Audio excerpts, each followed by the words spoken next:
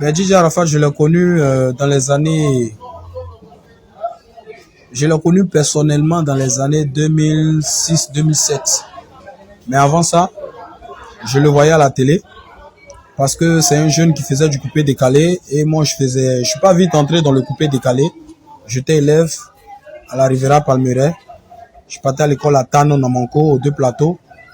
Ensuite, je suis allé à Victor Chouachet.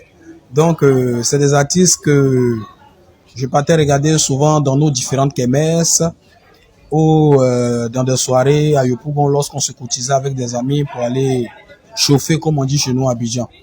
Donc, je le voyais à la télé, il faisait des hits comme Jonathan et Ma chérie, faut pas pleurer, les garçons d'Abidjan sont comme ça, on va sauter comme mouton, des trucs comme ça. Je voyais, j'aimais bien ce qu'il faisait. J'ai décidé aussi d'entamer une carrière artistique parce que j'aimais bien le coupé décalé. Vous connaissez l'histoire, j'ai fait le featuring avec ma maman Antoinette Alani, le titre Messi Yahweh, qui m'a vraiment donné de la force, de la visibilité. Mais je n'avais pas encore de son pour moi-même. C'est ainsi qu'un jour, dans un maquis de la place, il y a Arafat qui était revenu de France, que je connaissais vraiment pas. J'étais dans mes petits featuring, mes histoires de DJ, mais je n'étais pas encore artiste confirmé. Alors que lui, il était artiste confirmé depuis, je pense, 2004 jusqu'à 2007 où on s'est connus. Et assis dans le maquis, les DJ l'annonçaient, la présence de DJ Arafat depuis Paris, DJ Rodrigue qui viennent d'arriver de France, tout ça, nous on les regardait parce qu'on ne connaissait pas encore la route de la France et le chemin du succès. Donc c'était plaisant de voir des jeunes comme nous qui avaient vite commencé le mouvement et qui avaient déjà du succès. Et là, le DJ m'a annoncé aussi qu'il y a la présence de DJ Kejivara, un petit qui va bientôt faire mal dans le pays. Arafat a demandé au DJ, mais qui est le Kejivara? Donc le DJ a dit, ah, c'est le jeune qui est là-bas. Et tout de suite, Arafat a fait venir un manager pour m'appeler. Donc moi, j'étais un peu étonné parce que c'est quelqu'un que je voyais à la télé, je voyais les clips, mais je n'étais pas ami avec lui parce que moi-même, je venais d'entrer dans le mouvement, on ne me connaissait pratiquement pas. Donc, et le DJ est venu me dire, et le manager est venu me dire, ah, il y a Arafat qui demande après toi. Il dit, moi, il dit oui, il dit, il veut voir Kejivara. J'ai dit, ok, je suis arrivé auprès de lui. Il m'a dit, ah, mon frère, il faut t'asseoir. Je me suis assis, il m'a demandé, c'est toi Kejivara? Je lui ai dit oui. Il dit, j'ai écouté ton intervention de le morceau Messi Yahweh de Maman Antoinette Alani. Tu es sûr que c'est toi? Il dit, ouais, c'est moi. Il dit, est-ce que tu peux faire un peu dans mon oreille? C'est comme ça qu'il a commencé à faire mes trucs là. Oya bragada bragada, mamoudi la décalé mangwende, moudi là. Et puis il a dit, mais mon gars, tu es fort. Que je sens que tu vas mousser dans le pays. En plus, ta maman chante. Moi aussi, ma maman chante. Donc, je veux qu'on soit amis. Parce que nous deux, on va faire une force. Donc, ça m'a tellement fait plaisir puisque lui, c'était un artiste déjà confirmé. Puis moi, je voulais entamer le métier qui était un peu mal vu dans mon quartier à la Riviera Palmeraie parce qu'il se disait que les faiseurs de coupé décalé, c'était les gars d'Abobo, de Koumansi, de Yopougon, des gens qui se bagarrent, qui font beaucoup de bruit.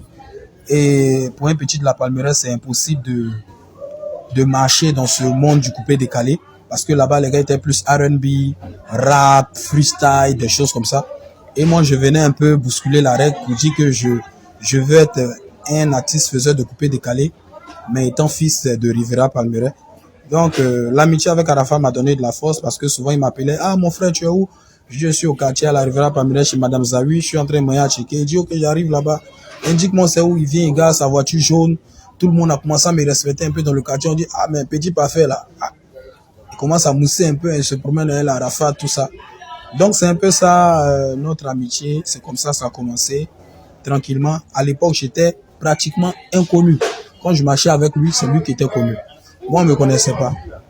Les photos, c'était avec DJ Arafat. Les autographes, c'était DJ Arafat. Moi, j'étais le petit inconnu. Et notre amitié a duré près de 2 ans. Pendant ce temps aussi, j'ai travaillé jusqu'à ce que je fasse le titre Bobaraba, qui a bien marché, mais c'était pas encore le top. Et lorsque j'ai envoyé le titre Tchoukou Tchoukou, ça m'a propulsé au sommet. Et lui, à son tour, il était content de moi parce que quand on se promenait, c'est plus lui on regardait. Mais c'est moi maintenant on regardait.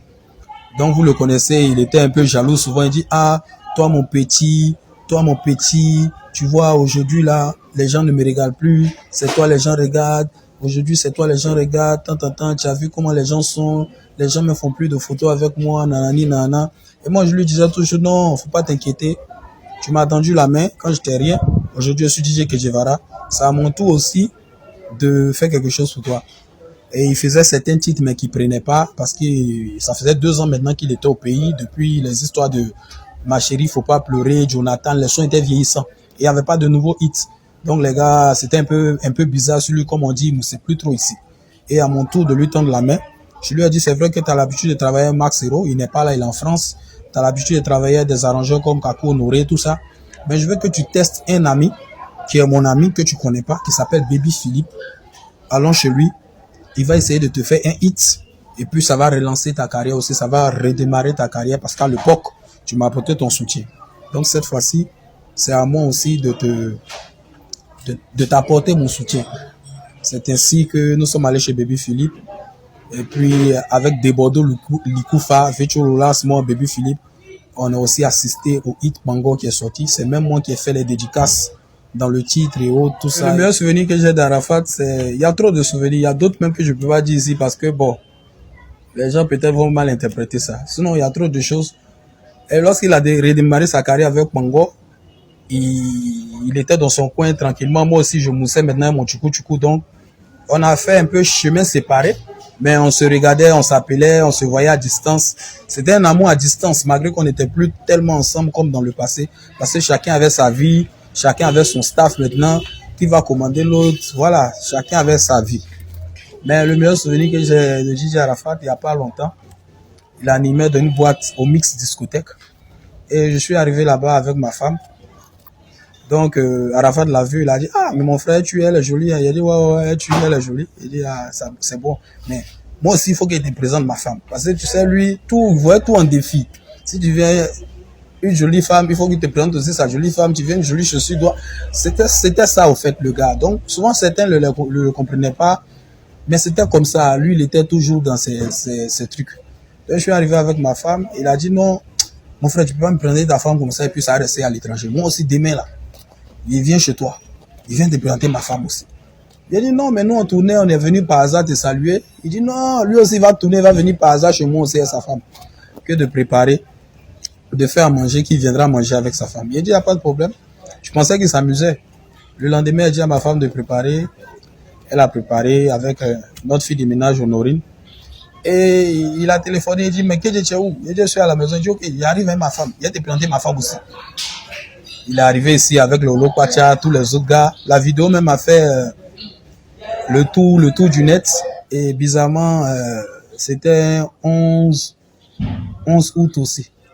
Voilà, ça faisait 2 ans jour pour jour avec son décès. Et il est arrivé avec sa femme. Et il me l'a présenté, il dit, ah, tu as vu comment ma femme est canon aussi, non? Tu pensais que quoi? Oh, en tout cas, tu es déjà full. Donc, on a fini de manger tranquillement. On est allé au studio parce qu'il y a un studio aussi à la maison. Et il a posé sur le titre Novelas qu'il a fait en feat avec moi. Et ça a été un gros succès ici en Côte d'Ivoire. Les gens ont vraiment kiffé le son. Maintenant, il arrive à la maison, il m'appelle, il dit, mais qu'est-ce que tu sais que c'est foutaise? Mais il dit, comment c'est foutaise? Il dit, non, moi, je suis venu manger chez toi. Il faut que toi aussi, tu viennes manger chez moi. Ça ne peut pas rester comme ça. Il dit, ok, il n'y a pas de drap, il y a foie, donc organise et puis on va venir manger. Il dit, bon, demain, je t'appelle, tu vas venir manger à la maison. Il dit, il y a foie.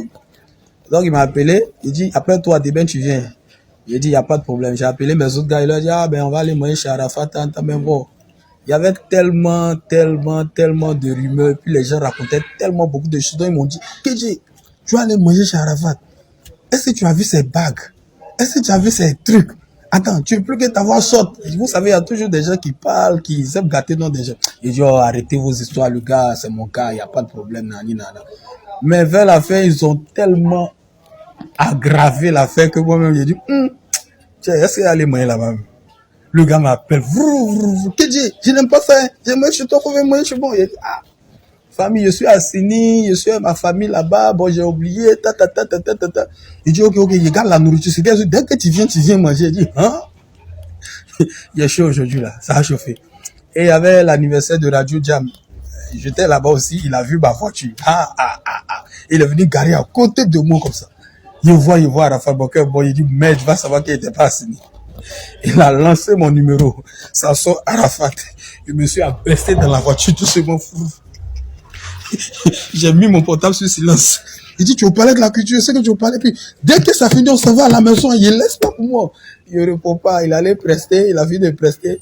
Il est parti. Après, je suis allé prester. Et puis, je suis parti à la maison. Il m'a rappelé. J'ai appelé. J'ai dit, non, je suis pas parler de la culture. Au fait, c'est MC1 qui parlait de la culture. Comme MC1 utilise souvent ma voiture. Donc, c'est lui qui a pris, à l'époque, je ne sais pas s'il y avait une Range Rover là. C'est lui qui a pris ma Range Rover pour aller prester. Donc, il a dit, ah, mon frère, donc tu viens quand? Il dit, non, t'inquiète. Je viens, il ne faut pas t'inquiéter. Donc, je ne suis pas arrivé jusqu'à 4 heures du matin. Il était dans un bar. Et puis, mes amis m'ont appelé pour dire, ah, mais qu'est-ce que tu viens au niveau? Non, il était au niveau. Il a dit, ouais, il a fait un tour vers 4 heures là-bas. Donc, Arafat était sur le point de partir à la maison. Et puis, lui, on dit, ah, il y a Kedjivara même qui arrive. Il s'est retourné en même temps. Il s'est assis.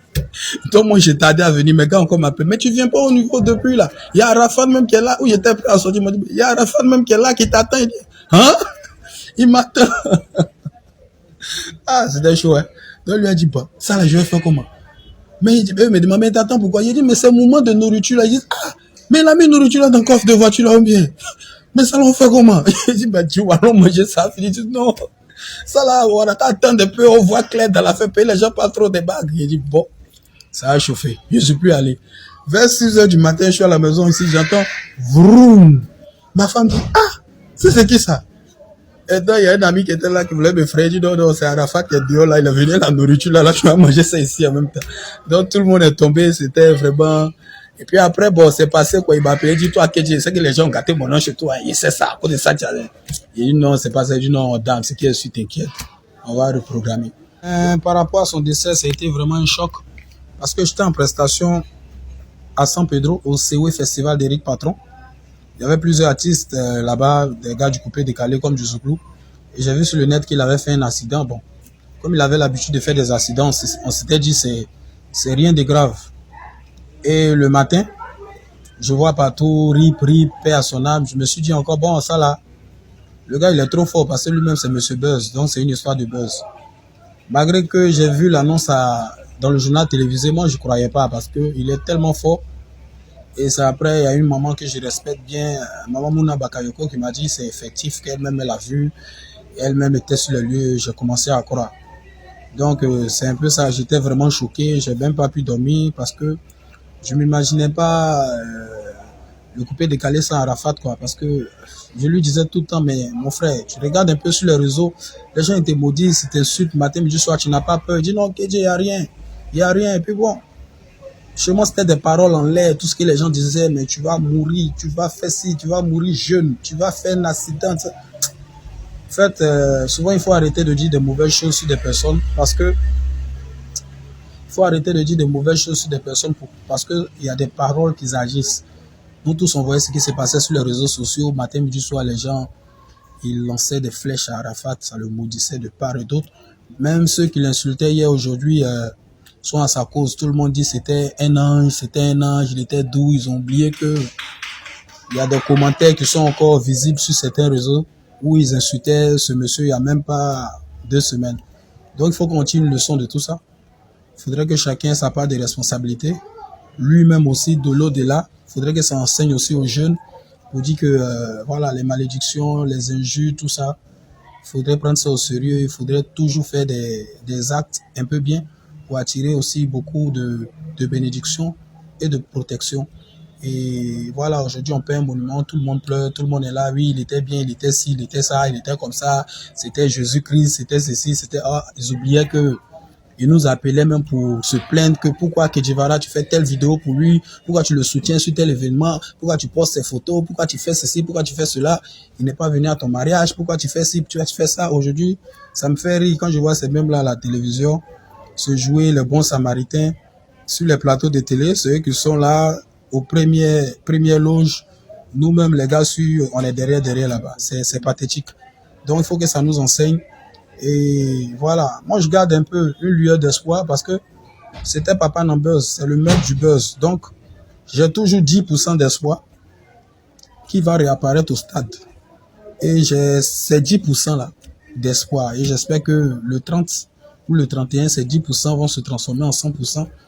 qu'il fasse le buzz de l'année, quoi, qu'il réapparaisse et tout le monde danse, tout le monde chante. À travers ce micro, je tiens à dire Yako à maman Tina, qui est ma maman, parce qu'elle et ma maman, elles sont tout le temps ensemble. Maman Yako, Yako à sa femme Carmen, Yako à toute la famille, aux enfants, à Maël, et Olo Pacha, à nos Jaguars, à toute la famille de la Yorogang, à tous ses fans, les Chinois. Beaucoup de courage et on prie ensemble pour que le 30 ou le 31 puisse apparaître comme dans un film d'action. Voilà quoi.